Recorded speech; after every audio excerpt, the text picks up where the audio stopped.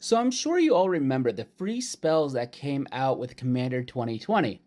Most notably is Fierce Guardianship. It is by far the one that is played in the most decks that are able to play it. According to EDH Rec, it is played in 18% of the decks.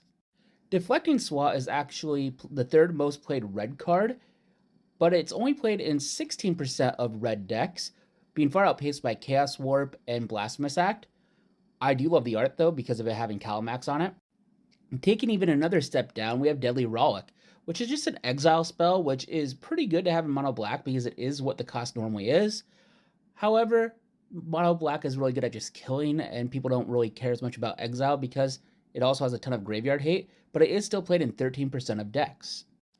And then we have the white one, Flawless Maneuver. This is the last one out of the set that is played in 10% or more of the decks that can play it.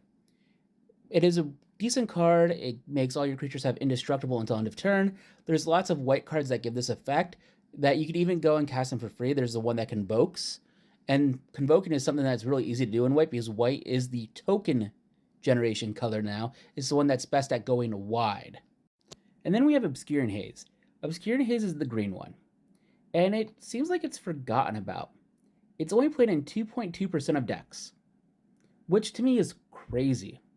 So what this one does is it prevents all damage that would be dealt this turn by creatures your opponents control. This doesn't just say combat damage. This says all damage. And it's only played in 2.2% of the decks. And where I really like this type of effect is if you're played against something like Nekusar or Conrad or anything else that deals that 1 point of damage, like a Firebrand Archer, like, Vivi, this shuts them off for at least a turn. It's also a fog, and fogs are underplayed, but even just the card fog is played in more decks than Obscuring Haze is. The card fog is played in 3.8% of eligible decks, while this is only played in 2.2. You should definitely be playing this card more, and I'm saying that even though I don't like green.